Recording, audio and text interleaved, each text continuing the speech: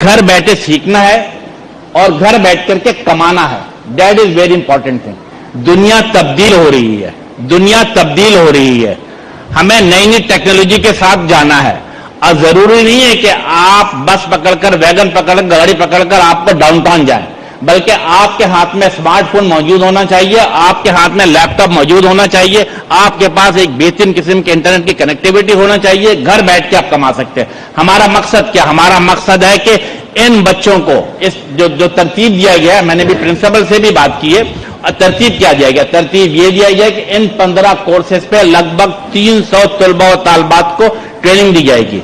Make sure किया जाएगा कि 3 महीने तक मिनिमम 50+ अटेंडेंस मौजूद होनी चाहिए, उनको सर्टिफिकेट इशू किया जाएगा और 3 महीने बाद दोबारा 300 तलबा तालबात को ट्रेनिंग दिया गया। हमारा मकसद एक जिसे कहते हैं डिजिटल इकोसिस्टम को क्रिएट करना है, ताकि नाजमाबाद के बच्चे, गोलीमार के बच्चे, नॉर्थ नाजमाबाद के बच्चे, ये लियाकताबाद के बच्चे अगर इन स्कूल में तालीम हासिल कर रहे हैं तो उनमें कॉन्फिडेंस बिल्डिंग डेवलप हो। वो घर, मेरी बच्चियां जो बेटियां जो मेरी बैठी हुई हैं, जरूरी नहीं इनके हाथ में स्मार्टफोन होना चाहिए और उस स्मार्टफोन के जरिए दुनिया से कनेक्टेड हो और अपना कारोबार करे। फिर अगर आपने इन तमाम चीजों से अगर सीख लेते हैं तो आप रुपए में पैसे नहीं कमाएंगे, आप डॉलर में पैसे कमाएंगे, आप पाउंड में पैसे कमाएंगे। और अगर मेरी बच्चे घर बैठ करके अगर 10वीं जमात में, 11वीं जमात में, 12वीं जमात में, 13वीं जमात में, तो अल्लाह ने चाहा तो ये अगर कंटेंट राइटिंग के ऊपर, फ्रीलांसिंग के ऊपर, डाटा एनालिटिक्स पर अबूरा हासिल करती हैं तो यकीनन $100, $200 और $300 तक कमा सकती हैं। तो किसको फायदा होगा? इस शहर को फायदा होगा, इस शहर में रहने वाले लोगों को फायदा होगा,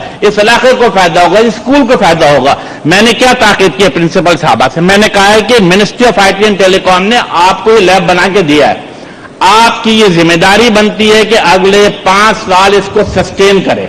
ये ना हो कि हमारे जाने के बाद 1 साल बाद ये तमाम सिस्टम बैठ जाए, कोलैप्स हो जाए। नहीं, इंपॉर्टेंट थी कि जो चीज आपके हैंड ओवर की जा रही है इसको सस्टेन करना है, इसको आगे लेके चलना है, अगले 5 साल तक का टारगेट मुकम्मल करना है। आई होप कि ये स्कूल की प्रिंसिपल है, स्कूल की टीचर इसको मेंटेन करेंगे। और खालिद भाई ने खसूसी क्या हदायत की? द मोमेंट खालिद भाई IT लैब में इंटरव्यू 2 हदायत की। इन्होंने कहा अमीन भाई फौरी तौर पर इस कमरे को एयर कंडीशन किया जाए।